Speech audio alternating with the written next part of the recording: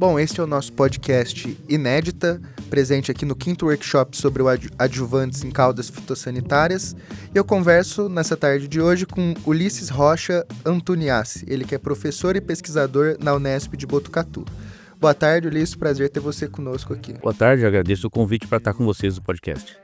A gente vai conversar aqui com o Ulisses sobre a importância dos adjuvantes nas aplicações com drones.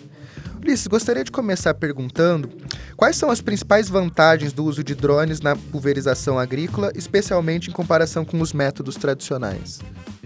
Drone começou há pouco tempo, mas ganhou uma dimensão muito grande por conta da atratividade do método. Então, nessa geração que está assumindo o agro agora, que já veio dentro do mundo digital, o drone é o ícone, é a figura a ser obtida, porque representa a independência do usuário em fazer a sua aplicação no momento que ele quer, da forma que ele quer. Nas aplicações convencionais, com pulverizadores, e com avião e outros métodos, sempre tem intermediários para a gente estar lidando, como o operador, no caso de uma máquina terrestre, ou do piloto de um avião.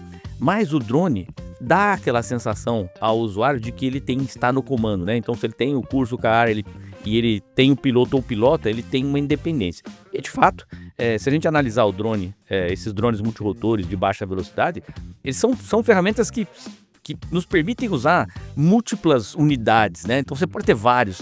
E aí isso dá uma flexibilidade muito grande. Então, é muito atrativo para quem vai utilizar. Então, hoje, a grande vantagem do drone é, de fato, propiciar essa facilidade de uso para o usuário. Professor, você concorda que os drones eles possibilitam também realizar pulverizações em lugares que, em alguns casos, os métodos tradicionais não conseguem chegar ou que tem uma maior dificuldade? Sim. Se a gente olhar as motivações clássicas de uso do drone, né? Claro, ele facilita, né? Ele propicia o acesso a locais de difícil acesso para outros métodos, né? Onde você não consegue ir, às vezes com costal, não consegue ir, ou às vezes é insalubre com costal, por exemplo. Ou se você estiver comparando com uma máquina de barras, né, de novo, um local de difícil acesso. E mesmo comparando o drone com uma aplicação aérea convencional, né, de alta velocidade, o drone tem a facilidade de trabalhar em áreas mais recortadas. Então, no fundo, o drone tem uma grande vantagem dele ser complementar com relação a quase todos os métodos. Por isso que ele está se permeando rapidamente, porque ele entra no sistema de aplicação das propriedades ou das empresas de maneira complementar, né? Ninguém está deixando de usar nenhum outro método, mas está inserindo o drone aonde é mais difícil fazer com os outros métodos. Perfeito. Professor, e qual o papel dos adjuvantes na aplicação de produtos sanitários por drones e por que são importantes nesse tipo de pulverização?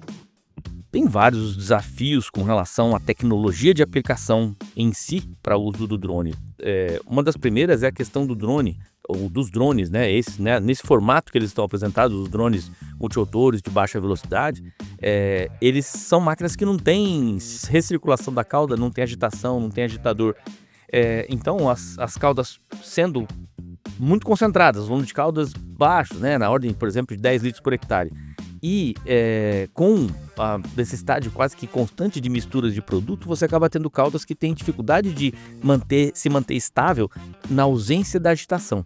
E esse é um grande desafio para o drone. Então, adjuvantes podem entrar nesse processo, né? Agregando funcionalidades, por exemplo, para ajudar na suspensão, ajudar na estabilidade da cauda, ajudar essa cauda a continuar viável mesmo depois de alguns minutos dentro do tanque do drone sem nenhum tipo de agitação. Esse é um dos pontos. Agora, do ponto de vista de tecnologia de aplicação no sentido da geração das gotas e da deposição das gotas, os adjuvantes têm as mesmas funções que a gente tem nos outros tipos de aplicação, né? Então, todo o arsenal que um adjuvante, né, que uma família de adjuvantes pode oferecer para aplicação terrestre, para aplicação aérea convencional de alta velocidade, pode oferecer para o drone também. Então, a gente pode classificar, né, esses desafios tanto do ponto de vista técnico quanto operacional, no caso. Sem dúvida. E os adjuvantes, né, têm colaborado muito para ajudar a viabilizar o drone. E, obviamente, a indústria de adjuvantes despertou para isso muito cedo. Então, a gente já tem adjuvantes desenhados, né, projetados para o mercado de drone e esse tipo de ação está se fortalecendo em nível mundial.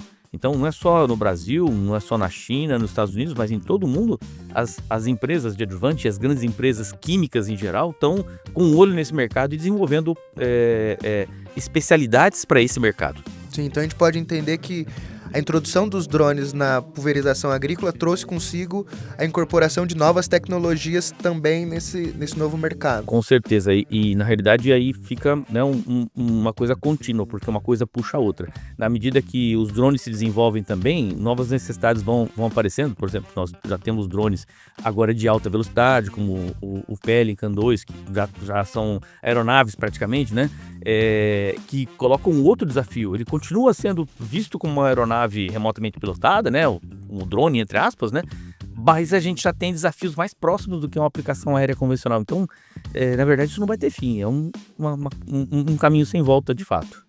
Perfeito. Professor, para finalizar, na sua perspectiva, qual a importância de um evento como o workshop sobre adjuvantes, que nós estamos aqui hoje, para o avanço técnico sobre a discussão de adjuvantes, mas também para o fortalecimento do setor agro de um modo geral?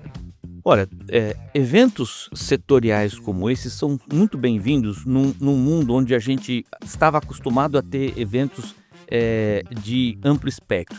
Então, vamos pegar nessa nossa área de trabalho. Há 20 anos atrás existiu o Congresso Brasileiro de Engenharia Agrícola. Ele dentro tinha 2 palestras de tecnologia de aplicação, uma palestra sobre química de formulações, uma palestra sobre fitossanidade ligada às máquinas, e isso foi crescendo, mas ao mesmo tempo foi se desmembrando, né? Então a gente tem dentro do setor de tecnologia de aplicação hoje vários segmentos que comportam eventos setoriais, e esse é um dos principais eventos setoriais que tem nesse segmento da área química, né? Então, na relação da química com a tecnologia de aplicação, esse evento se tornou muito importante, o que é muito bom. A gente vê pelo público participante, pelos stands, pelas pessoas que participam, que a articulação de conhecimento, de contatos, acaba justificando a participação no evento. E eu acho que isso que é importante. Considera, então, que há um fortalecimento do setor a partir dessa fragmentação dos... Com certeza. E na medida que a coordenação do evento monta uma grade de palestras que permite essa pluralidade, né, de trazer essas várias visões, o evento acaba sendo muito desejável. Perfeito, professor. Agradeço a disponibilidade, a participação aqui no nosso podcast. Espero que tenha gostado do nosso papo e agradeço de verdade. Com certeza, estarei à disposição. Muito obrigado.